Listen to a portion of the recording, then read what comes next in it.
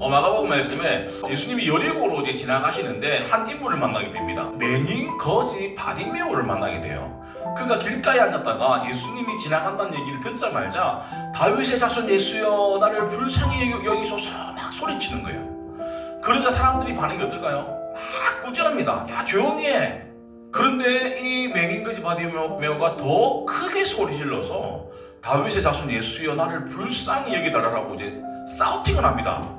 그때 예수님이 길 가다가 멈춰서서 그 맹인을 부르십니다. 부르니까 그가 뭡니까? 맹인이고 거지였는데 벌떡 일어나서 겉옷을 벗어버리고 예수께 나옵니다. 그러자 예수님이 내 믿음이 너를 구원하였다라고 해서 그 사람이 어떻게 됩니까? 눈이 뜨여지게 되는 거예요. 우리에게는 수많은 기회들이 오지만 그 기회를 잡는 사람이 기적을 경험하는 것이지 기회를 놓치고 나면 뭡니까? 지나가 버린다라는 거예요. 자, 맹인 거지가 이제 무엇을 원하냐 말씀 쭉 보면 나눠보면 자, 첫 번째 나오는 이름이 바디메오입니다. 이는 이게 좀 맹인과 거지. 자, 어째 보면 최악의 상황에서 그가 한 예수 그리스도를 만남으로 통해서 그 인생이 바뀌어져 버리는데 자 보세요. 맹인 거지면 제일 원하는 게 뭘까요? 눈을 뜨는 것도 부자 되는 것도 그동안 못했던 것들 누려야 되잖아요. 눈이 보이지 않으니까 뭐가 발달합니까? 청각이 발달하죠. 귀가 발달하다 보니까 소문을 자꾸 듣겠죠. 근데 어느 순간 예수님이 나병 환자도 고쳐주고 죽은 사람도 고쳐주고 자꾸 이런 얘기를 듣다 보니까 뭡니까? 그럼 나도 눈이 뜰 수 있을까? 소망이 생기는 거예요. 때마침 예수님이 지나간다는 얘기를 들었습니다. 자, 예수님이 지나갈 때는 특징이 있습니다. 뭐냐고 하면 허다한 무리들이 항상 같이 움직였습니다. 감을 잡은 거예요. 이제 예수님 오시는 것 같다. 자, 그의 일생일대에 딱 한 번의 기회가 지금이었다는 거예요. 그러면 자기의 존재를 뭐 해야 됩니까? 알려줘. 소리 질러 이르되 다윗의 자손 예수여 라고 나를 불쌍히 여기달라고 소리를 치는 겁니다. 그런데 보세요. 사람들이 그렇게 누군가 막 시끄럽게 하니까 어떻게 합니까? 조용히 해라고 합니다. 자, 그런데 보세요. 이 바디메오는 누구보다도 예수님에 대해서 정확하게 알았던 인물이에요. 근데 조용히 해라고 했던 사람들은 예수님에 대해서 알았던 사람일까요? 몰랐던 사람일까요? 제대로 몰랐던 사람이에요. 자 보세요. 눈 뜬 사람이 소경입니까? 예수를 모르는 사람이 소경입니까? 모르는 사람이 소경이라는 거예요. 오늘날 예수 그리스도가 우리 인생의 주인이고 우리를 구원해 주신다고 그렇게 얘기했음에도 불구하고 믿지 못하는 사람이 뭡니까? 영적으로 소경이라는 거예요. 왜 더 크게 소리 질렀을까요? 더 자기의 존재감을 알려주기 위해서. 다 그때 제일 많이 말렸던 사람들이 예수님 제자들이었어요. 예수님이 그 식민지를 다 정복해가지고 나라를 반역을 해서 이렇게 해서 자기가 이제 왕이 되어지면 우리는 그 자리 뭐 한 자리씩 뭐 오늘날 뭐 국무 뭐 장관이라든지 뭐 이렇게 한 자리 할 거라고 생각했다는 거예요. 그러다 보니까 예수님이 하나님의 아들인 것도 다윗의 자손인 것도 아무 관심이 없어. 그냥 어떻게 해서든 한 자리 하려는 마음이다 보니까 이 사람이 뭐라고 하는 게 뭡니까? 시끄러운 거예요. 그의 외침을 한번 보면 다윗의 자손 예수여 나를 불쌍히 여기달라는 거예요. 보통 다윗의 자손 예수여 내 눈을 뜨게 해주세요. 나를 도와주세요. 나를 지켜주세요 라고 하는 게 맞지 생뚱하게 내가 죄인 나를 불쌍히 여기달라. 자, 우리가 보면 우리가 해결할 때 뭡니까? 우리가 죄인임을 알기 때문에 뭐합니까? 우리가 불쌍히 여기달라고 하잖아요. 그러니까 자기가 죄인임을 먼저 고백했다라는 거예요. 우리가 기도할 때도 순서가 있잖아요. 내가 나의 죄를 먼저 고백하고 나서 하나님의 은혜와 강구를 하는 것처럼 이 바디메오는 자기가 죄인임을 들었지만 알았다라는 거예요. 수많은 소리 중에 내가 죄인임을 정확하게 알았고 표현했다는 겁니다. 오늘날 우리는 수많은 얘기를 듣습니다. 직장에서 아니면 뉴스에서 아니면 대중매체에서 많은 얘기를 듣지만 우리가 꼭 기억해야 될 소리가 뭘까요? 하나님의 소리예요. 말씀의 소리예요. 내가 듣고 싶은 소리만 듣는 게 아니라 내가 원하는 소리만 듣는 게 아니라 듣고 싶은 소리만 듣다 보면 결국에는 진짜 중요한 본질을 놓쳐버릴 때가 너무나도 많다는 겁니다. 자, 그러면 그가 왜 보기를 원했을까요? 내가 눈 떠야 되는 이유는 하나입니다. 뭡니까? 주를 따라가기 위해서. 만약에 내가 눈을 뜨지 못한다고 하면 따라갈 이유가 전혀 없죠. 눈을 뜨게 해줄 수 있는 사람은 일반 사람과 같다 다르다? 다르다라는 거예요. 내 인생을 책임져 줄 수 있다 없다? 있다라는 거예요. 그러니까 앞뒤 재지 않고 따라갈 수 있는 거예요. 우리가 건강이 필요하고 돈이 필요하고 직장이 필요하고 가족이 필요한 이유가 뭡니까? 하나입니다. 주를 따르기 위해서라는 거예요. 근데 보세요. 평생 눈을 감았다라고 하면 눈 떴을 때 가족도 보고 싶을 거고 보고 싶다 이 사람은 한번 좀 보고 싶다는 생각도 좀 들었을 것 같아. 평소에 자기한테 좀 잘해줬던 사람들 어떻게 생겼는지 궁금하지 않겠어요? 근데 자기의 궁금이나 관심에 관계없이 내 눈 뜨는 것은 가장 큰 이유는 주를 따르기 위함이라는 것들을 주님은 아셨다는 거예요. 그래서 내 믿음이 너를 구원했다는 겁니다. 그만큼 예수 그리스도에서 간절함이 있었다는 것들 우리가 오늘 본문을 통해서 기억하셔야 됩니다. 결국에는 지금 주님이 우리에게 물어보겠죠. 내가 너에게 뭘 해주기를 원하느냐라고 물어봤을 때 대답은 똑같이 나와야 됩니다. 주를 따르기 위함임을 고백하셔야 돼요. 내가 건강이든 재정이건 우리 아이건 내 남편이건 가족 구원이든 간에 그거의 가장 종착점은 예수 그리스도를 믿기 위함을 우리가 믿으시기 바랍니다. 자, 결국 이 바디메오가 이렇게 눈을 뜨게 된 이유는 하나죠. 예수님에게 관심을 받았기 때문이에요. 자, 우리가 어떨 때 사람에게 관심이 갑니까?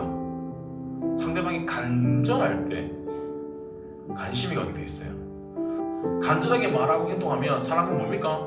한 번 더 눈이 가고 마음이 움직여지죠. 근데 그 간절하게 소리를 질렀을 때 제일 먼저 했던 고백이 나를 불쌍히 여겨달라는 거예요. 내가 죄인임을 고백했을 때 예수님이 뭡니까?